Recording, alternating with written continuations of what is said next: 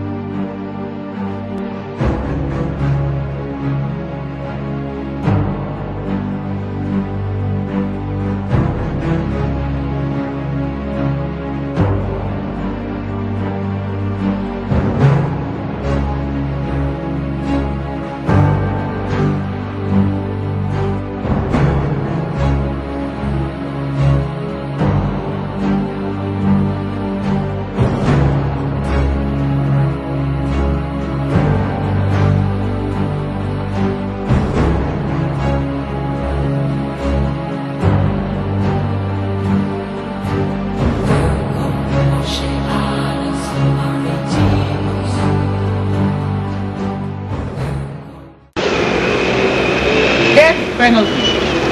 Isang isyu na gumulantang sa ating bayan. Pinag-usapan, pinagdebatihan, may mga tumututol at meron ding sumasang-ayon. Iba't ibang pananaw, opinyon at puro-puro. Sino ba talaga ang tama? Ano ba ang dapat sundin?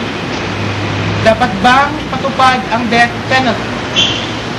Maraming katanungang dapat sagutin. Mga katanungang maaaring makapagpaliwanag ng tunay na kahulugan ng parusa hikay. Magandang umaga po. Samahan ninyo ako at tuklasin ang mga tinig sa likod ng death penalty. Ako po si Frederick Nativo at ito ang The Reporter.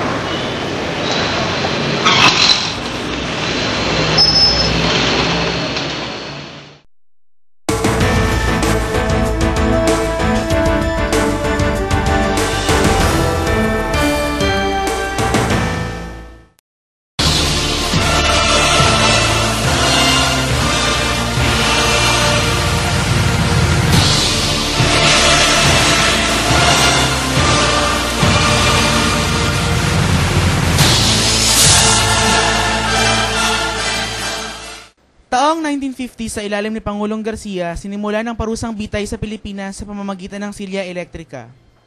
Ngunit nakasaad sa 1987 Constitution sa Bill of Rights na hindi dapat parusang bitay ang pinakamataas na hatol sa isang nagkasala.